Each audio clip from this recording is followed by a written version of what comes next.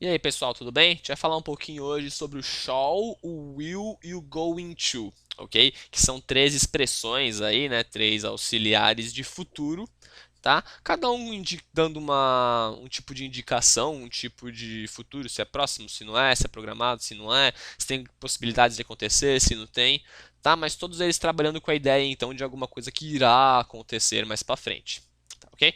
Vamos ver primeiro o will. Eu sei que a gente já viu algumas coisas daqui, mas é legal sempre dar uma reforçada. O will é um futuro não programado, tá?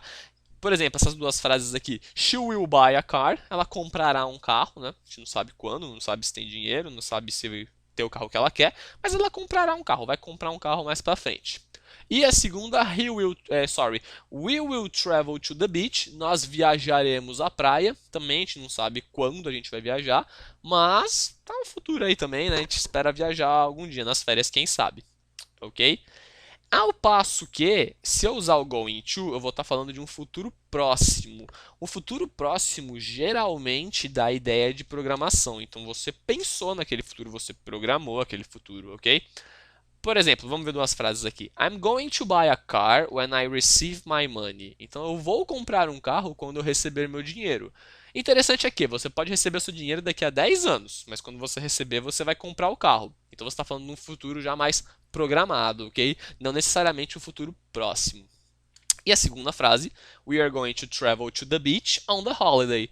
Então nós viajaremos à praia no feriado. A gente tem uma programação, a gente tem uma previsão de quando a gente vai viajar, ok? Então a gente pode dizer que o going to trabalha com previsões, ele trabalha com referências, enquanto o will ele não necessariamente precisa delas para ser utilizado numa frase, tá?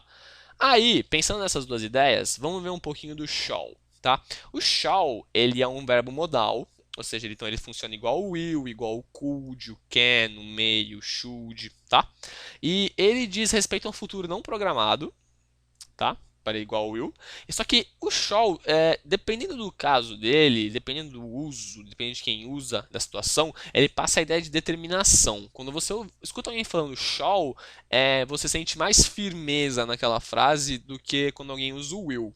Ok? Às vezes não. Isso acaba variando de pessoa para pessoa, na verdade. Então, às vezes, uma pessoa que fala com will, ela fala uma frase com mais convicção e mais certeza do que uma pessoa que fala com shall ou vice-versa. Aqui, o que é observado é que geralmente quem usa o shall, ele tem um pouco mais de firmeza naquilo que ele fala, tá?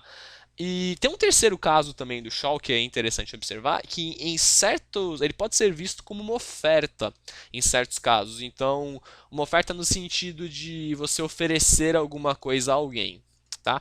Vai ter um exemplo aqui para deixar um pouco mais claro isso aí, mas vamos ver duas frases aqui. I will travel to the beach, eu viajarei à praia. E I shall travel to the beach. Eu viajarei à praia, ok? Dois casos aí que tem a mesma tradução, embora verbos modais diferentes, tá? Só que os verbos, a gente já viu as ideias que eles passam, é a ideia de futuro, ok? Então, colocando os dois em roxo aqui, como ficaria se eu colocasse a forma negativa dos dois, sabendo que eu estou trabalhando com modal, né? Então, I won't travel to the beach e I shall not travel to the beach, ok? Caso eu fosse fazer uma pergunta, will you travel to the beach? Shall you travel to the beach? Ok? Então, colocando também, mostrando. Só que esses exemplos, na verdade, é só para mostrar que o will e o shall trabalham da mesma forma em termos de estrutura, tá? Como o shall é modal, eu coloco o not depois dele, eu estou negando. Coloco o shall no começo da frase, fazendo a inversão com o sujeito, transforma a frase numa pergunta.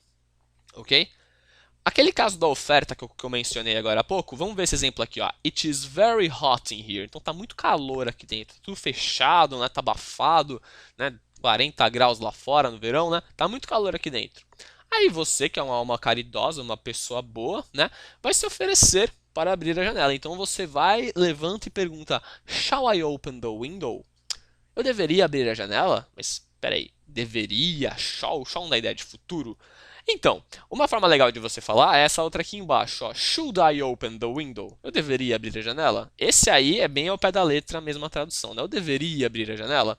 Tá? Só que lembra que o shall, ele tem um pouco daquela coisa de determinação. Então, se você levanta e fala Shall I open the window, você está se propondo a realizar alguma ação no futuro.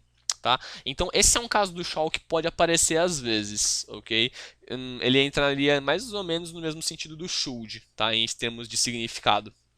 É uma coisa que você vê muito em livro, às vezes você pega alguns livros mais antigos, escritos mais antigamente, e você acaba vendo uns diálogos com o shall dessa maneira, na ideia de oferecer algo, não na ideia de futuro, na ideia do will. Ok? Pessoal, foi mais para mostrar então as diferenças de um para o outro aqui, a existência do shall também, como ele é empregado às vezes. E por enquanto é só, um abraço.